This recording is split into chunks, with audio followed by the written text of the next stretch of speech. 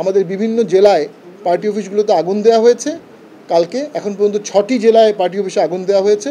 প্রত্যেকটি ক্রিমিনাল অপরাধ এবং প্রত্যেকটি ক্রিমিনাল অপরাধের জন্য আমরা রাষ্ট্রীয় পদক্ষেপ আশা করছি। রাষ্ট্র যদি আমাকে নিরাপত্তা দিতে না পারে তাহলে রাষ্ট্র থাকছে না। সরকার যদি আমাকে নিরাপত্তা দিতে না পারে তাহলে সরকার নাই। সরকার আছে, এটা সরকারকে প্রমাণ করতে হবে নিরাপত্তা প্রদান করে, মব দমন করে। যারা আইন হাতে তুলে নেবে তারা অপরাধী, তাদের প্রতি সহানুভূতি দেখানোর কোনো সুযোগ আছে বলে আমি মনে করি না। আমি জানি কালকের ঘটনায় অসংখ্য মিশ্র প্রক্রিয়া হচ্ছে, আমরাও কষ্ট পেয়েছি। আমরা নুরুল হক নূরের সাথে একসাথে রাজনীতি করেছি, একসাথে মিটিং করেছি, কোলাকুলি করেছি, হ্যান্ডশেক করেছি।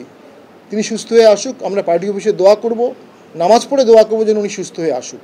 কিন্তু আমি দেশবাসীকে বলতে চাই, যে কোনো সময় আপনি বাড়িতে আছেন পরিবার নিয়ে, আপনার বাড়িতে যদি মশাল নিয়ে অনেকে আগুন দিতে আসে, আপনি কি করবেন?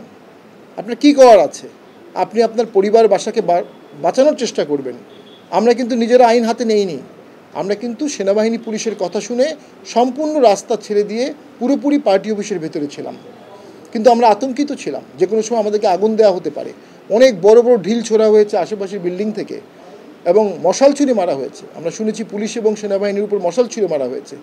পুরো বিষয়টি তদন্তের দাবিদার।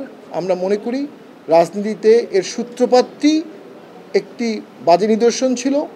যে মিটিংটি তারা কালকে ডেকেছিল, মিটিংয়ের বিষয়বস্তুটাই আমি বলবো খুব বিব্রতকর। একটি পার্টিকে ব্যান করতে হবে এবং একটা পার্টিকে চেয়ারম্যানকে অ্যারেস্ট করতে হবে, এটি ছিল একটি মিটিংয়ের প্রতিপাদ্য বিষয়। এরপরে মিছিল হলো, মিছিলের থেকে ঢিল মারা হলো এবং শেষে মশাল দিয়ে আমাদের অফিস জ্বালিয়ে দেওয়ার চেষ্টা করা হলো। আমি দেশবাসীকে এবং সকল রাজনৈতিক দলকে বলবো, এই হানাহানির রাজনীতি পরিহার করে সকলের সহাবস্থান সৃষ্টির জন্য চেষ্টা করেন। আমরা নুরুল হক নুরুর সুস্থতা কামনা করি।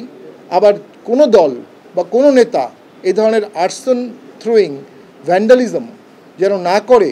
সকল নেতা, সিনিয়র নেতা যারা আছেন বাংলাদেশের, সকলে মিলে প্রতিজ্ঞাবদ্ধ হওয়া উচিত যে এই আগুন নিয়ে খেলা বন্ধ করা উচিত। এই ব্যান সংস্কৃতি, ট্যাগিং সংস্কৃতি, এই মব সংস্কৃতি, এই হুঁশিয়ারি, এই হুঙ্কার, এটা তো দেশ ধ্বংস করে ফেলবে। আমরা জাতীয় পার্টি ভীত না, কিন্তু আমরা দেশকে নিয়ে চিন্তিত। এই দেশকে বাঁচানোর সকলের দায়িত্ব আছে, সকলের দেশ আমাদের। আমরা সে বিষয়ে আমাদের যতটুকু ক্ষমতা আছে এই দেশকে রক্ষা করার চেষ্টা করে যাব।